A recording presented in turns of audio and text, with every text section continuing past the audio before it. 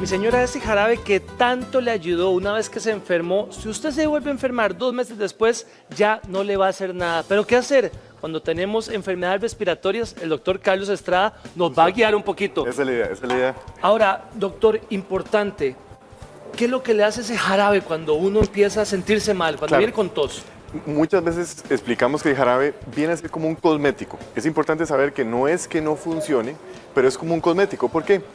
Porque ahorita estamos en una época muy complicada, mucha gente se ha resfriado, hemos tenido inclusive enfermedades en niños, en adultos, adultos mayores.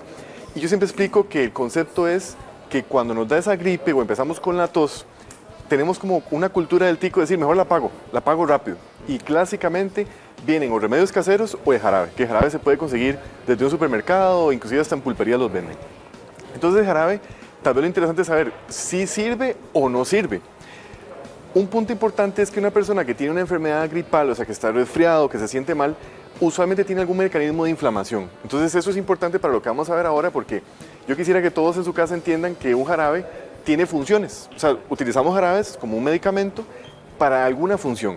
Entonces, si partimos del hecho de, como hablábamos ahora al inicio, que tal vez en un niño, tal vez hay algún grado de inflamación por un virus o inclusive por una infección ya por bacterias, esa inflamación uno tendría que tener claro que tal vez el jarabe no la va a pagar. Es más, lo digo claramente, no la va a pagar, pero puede ayudarnos a aligerar un poco los síntomas.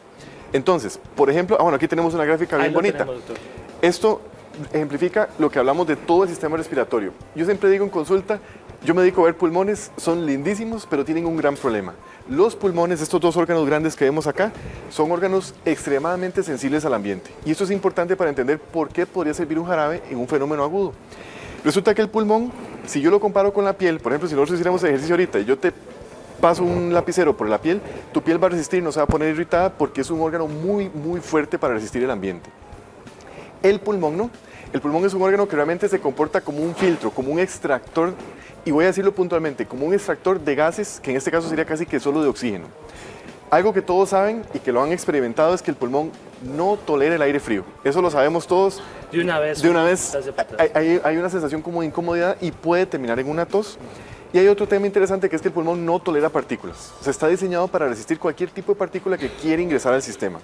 Entonces, estos dos órganos enormes que vemos acá, que son lindísimos, tienen ese problema, que son realmente muy débiles en relación al ambiente. Si vemos, tienen una tubería. Estos dos tubos que están acá se comunican como una carretera principal. Aquí lo puedo ver.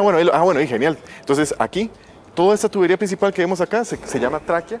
Yo realmente le doy una palabra más sencilla que es como la carretera, como la vía respiratoria. Por ahí pasa todo, doctor. Todo. El aire, vamos a tener también secreciones. Y muy importante, a esta altura, en esta zona, tenemos un primer relevo. ¿Relevo de qué? De protección.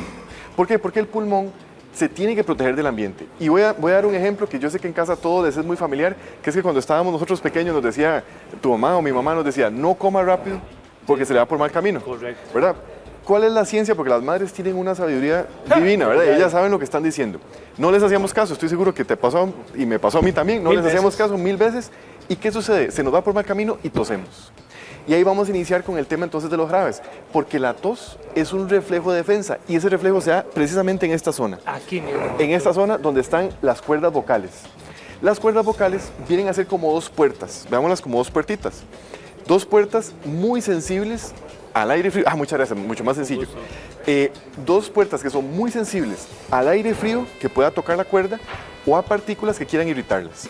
Y tienen sensores extremadamente finos para defendernos. Veámoslo como un ejemplo. Si yo quiero ingresar aire frío al pulmón y dijimos que es nocivo, o sea que puede hacer daño, cuando va a entrar la cuerda se pone como loca, se irrita y tose para expulsar. Tiene sentido, ¿verdad? Que la tos sea más bien un mecanismo de defensa. Esto es importante entonces porque la tos no es algo malo en el sentido de que si yo estoy resfriado, voy a tener tos porque mi pulmón se está defendiendo. Se está defendiendo del aire frío, de partículas, y la partícula principal en una gripe, ¿cuál va a ser? El moco. El moco que estoy produciendo que viene de la zona alta de la nariz que está irritada porque por ahí ingresó el virus, irritó toda la zona nasal, y ese moco que quiere entrar irrita la cuerda y nos hace expulsarlo para que no ingrese al pulmón. Esto es muy importante porque si hacemos un resumen de lo que he dicho ahorita, quiere decir que la zona inflamada es la vía respiratoria alta, o sea, de las cuerdas hacia arriba, continuándose hacia la nariz. Y si yo tengo una inflamación, ¿qué es lo que logro con un jarabe? 3 cosas, y esto quiero que quede clarísimo. Los jarabes inclusive se van sacando, digamos, por grupos según lo que van a ayudarnos. Un primer grupo lo que hace es nada más reducir la flema. O sea, esa flema que viene cayendo de la nariz, La baja nada más. la baja, digamos que la trata como de desespesar y la hace más líquida. Para todos los que tienen niños pequeños, sabrán que los niños siempre tienen algún grado de moquillo en la mañana, como unos moquitos en la nariz. Todos, desde niños hasta adultos, producimos moco todo el día y especialmente en la noche. Y en la noche nos la tragamos. Perdón, doctor. Diga. Usted agarra un jarabe y le dice, Ajá. ¿mucolíticos o expectorante? Y uno Correcto. dice, ¿cuál de las dos? Correcto. ¿Qué significa? Esas palabras, porque a veces en medicina, en medicina yo siempre digo que a veces complicamos los términos y entonces cuando el paciente llega a utilizar un jarabe dice, ¿qué será expectorante? Suena como que me voy a, Expectorante, como que suena como a salir, como digo, que yo algo no que va a sé qué es salir eso. y mucolítico como que me van a atacar y algo me va a pasar mal. O sea, Exacto. realmente no. Lo que explicaba ahorita, este primero que explicaba es un tipo de jarabe que lo que hace es desespesar la flema, deshacerla y hacerla más líquida, porque como decía ahora, la flema la producimos todos los días, más del 90% nos la tragamos, se va para atrás, nos la tragamos, y ese remanente, ese que usualmente deja un poco de incomodidad, esos se llaman mucolíticos, porque la palabra moco y lítico, que en medicina, palabras elaboradas, quiere decir que lo deshace, como que lo desespesa. Entonces, mucolíticos son jarabes que lo que hacen es desespesar la flema. Voy a hacer un paréntesis aquí. Si el mecanismo es inflamación, aunque yo desespese la flema, no voy a frenar la producción de flema. Por eso repito, los Va a seguir jarabes saliendo. pueden ayudarnos, pero tengo que generar algún mecanismo adicional para frenar esa inflamación. Que para eso tenemos medicamentos diferentes. Hoy por hoy vamos a hablar solo de los jarabes, pero quiero que quede claro que no es que yo con un jarabe desespese la flema y Ya está resolví. listo. No, jamás. Tenemos otro grupo que es los que se llaman expectorantes, que usualmente lo que nos ayudan es como a más bien botar la flema. Eso es un nombre clásico, histórico, pero quiero dejar claro que no es que uno bota más flema, eso no es cierto.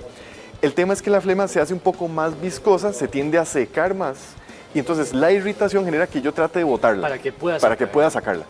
Ahora, dijimos que más del 90% de la flema se va hacia la parte posterior. En este diagrama no se ve, sería en la parte posterior nos tragamos la flema. Entonces quiere decir que el remanente lo que estaría ahí como para botarla.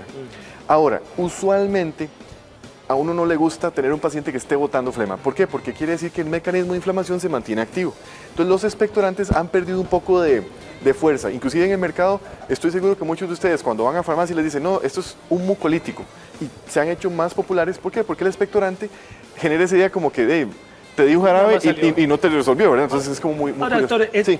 es típico que uno se enferma 5 días, tomes esto nada más y uno dice, bueno, ya me siento mejor. Ajá. Pasó la semana, me Y volví a otra vez. enfermar y dice, mira, me quedaron 2 Vuelvo. dedos. Claro. Me lo puedo tomar, me va a Correcto. hacer bien. Exacto. Hay un tema interesante que es que, repito, yo uso una palabra especial que es que el jarabe viene a ser como un cosmético.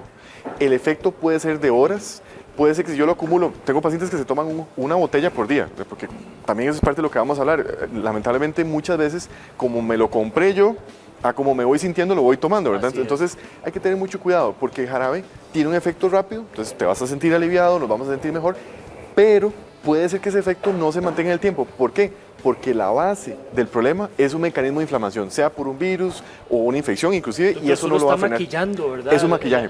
La enfermedad. Sería, por eso digo, como un cosmético, como un maquillaje, que no es que esté mal, porque si yo tengo un paciente, y nos pasa mucho en la consulta, que viene con una gripe o se siente mal, le damos antiinflamatorios y el jarabe viene a ser, como digo yo en la receta, les digo, esto es como la cereza del pastel. ¿Por qué? Porque con esto vamos a darle como un chineo adicional para que se sienta mejor más rápido. Doctor, perdón, Señor. hay muchos, yo no sé cuántos tipos de jarabe hay en el mercado, miles. Miles, Pero miles. entonces le dicen, bueno, uno se lo toma y le dio taquicardia. Exacto. Y empieza el corazón a bombear y uno dice, ah, no, pues puchica, ¿por qué me dio esto? Ese es un tema esencial cuando utilizamos medicamentos que yo mismo compré, que llamamos como que yo lo conseguí, tal vez sin una receta. Tenemos unos temas preocupantes, que es que los jarabes, algunos utilizan medicamentos, generalmente son más que todo diseñados para que los bronquios, o sea, estas vías respiratorias que vemos acá, se abran más rápidamente, pero pueden acelerar el corazón. Y esto es un tema interesantísimo, porque entonces yo me estoy tomando un cosmético, pero resulta que el cosmético me da un efecto que no deseamos. Y cuidado si es un paciente que es hipertenso, tiene una arritmia, es muy peligroso. Empieza esto a Buen- colapsar, doctor. Exacto, y es este sistema que estamos tratando de modular con un cosmético, más bien tenga un efecto que puede ser dañino. Entonces hay que tener mucho cuidado. Los jarabes, la mayor parte actualmente en el mercado, casi ya no utilizan ese tipo de medicamentos. Inclusive, hago el comercial, en deportistas se considera inclusive como doping, porque pasa mucho que están entrenando y se resfriaron, entonces utilizan el jarabe y Y empieza empieza. el corazón a acelerarse. Entonces hay que tener cuidado. Otro tema interesante es que algunos de ellos utilizan medicamentos, eso voy a decirlo, medicamentos que son, digámoslo sencillos, secadores de moco. Realmente son antihistamínicos, o sea, son antialérgicos. Esto es muy importante. Jarabes que combinan antialérgicos puede ser que den sueño, puede ser que haga que el paciente sienta como que se le seca mucho la boca o los ojos, y especialmente el sueño yo les doy una alerta porque ¿qué pasa si nos tomamos un jarabe en la mañana? Voy a manejar el carro y me da sueño, puede tener un accidente, y estamos hablando de un cosmético, de un maquillaje. Entonces, mucho cuidado con el tipo de jarabe que se utiliza y ojalá que sea indicado para saber qué efecto va a tener. Doctor, los jarabes para las personas diabéticas, eso es esencial porque siempre están muy altos en azúcar y no todos pueden tomarlo. Correcto. El jarabe, por una esencia de, digamos, del mismo maquillaje, y especialmente porque el concepto nació más hacia niños, porque los niños es donde más cuesta y todos los que son papás saben que es complejo. Yo estoy pasando eso por ahora, doctor, y es terrible meter una jeringa todo, sí. Y además que en niños, me imagino que te pasa también la idea de ¿será que esto es amargo y le va a saber feo? Claro. Y en niños más grandes dicen, no, mamá, yo no quiero tomarme eso porque me sabe horrible. Entonces siempre se utiliza algún tipo de edulcorante, o sea, alguna sustancia que lo haga un poco más dulce. Claro, en niños no nos va a pasar mucha cosa, en adultos sí podemos tener un detalle porque lamentablemente puede ser que sea diabético o sea prediabético y esté en ese rango de riesgo de eventualmente con un poco más de dulces que se le sube el azúcar y eso ya es un problema. Repito, viene a ser como el mismo concepto de estoy usando un maquillaje, un medicamento para ayudar un poco más, que no es el medicamento esencial para el mecanismo de inflamación, pero me da un efecto que no deseábamos. Entonces, qué triste tener un diabético que se le subió el azúcar, terminó en el servicio de emergencias por un jarabe, ¿verdad? Eso no, exactamente. Doctor, aquí está el jarabe. Okay. Pasaron 2 meses, me quedó esto de jarabe, me volví a enfermar, ¿me lo tomo o no me lo tomo? Esa pregunta me la hacen muchas veces porque primero a veces queda el concepto como que ya me siento bien, entonces ya no lo uso más. Siempre explicamos, el jarabe tiene un ciclo de uso, como si fuera una pastilla. Yo te digo, vamos a tomar 5 días, el jarabe tiene un ciclo de uso. La idea no es reciclar, y usé esa palabra de ciclo para no reciclar, ¿de acuerdo? Entonces, si yo tengo un ciclo de 7 días, completo el ciclo, si tengo necesidad de otro jarabe, algo está pasando. Especialmente, como decías ahora, qué raro, me tomé los 5 días el frasquito, me quedó un poquito más y me vuelvo a sentir mal a la semana. Si me tomo el jarabe, vamos a maquillar tal vez una enfermedad más seria. O sea, estamos alargando eso. Retrasando inclusive el hecho de que si estoy inflamado, si me sigo sintiendo mal, tal vez esa necesidad de ese jarabe que quedó ahí sea la primera alerta de no, algo está sucediendo, esa gripe se me fue al pecho, como decimos popularmente, o está desarrollando algún grado de asma relacionada con una gripe. Entonces hay que tener cuidado. Utilizar la parte baja de la botella, más bien yo diría es una alerta. Si usted tuvo un jarabe en su casa, lo utilizó, le quedó un poquito y tiene necesidad una semana después de utilizar más jarabe, alerta, puede ser que se sienta mal porque algo no se resolvió, ese mecanismo de inflamación inicial. Doctor Carlos Estrada, siempre es un gusto tenerlo aquí. Igualmente, se lo agradezco mucho. Y quedó gusto. Clarísimo, doctor. Creo que quedó claro y el mensaje es un maquillaje, sí nos sirve, pero es la cereza del pastel, no es la esencia del tratamiento. Mucho cuidado. Un gusto. Andrés Zamora Jara.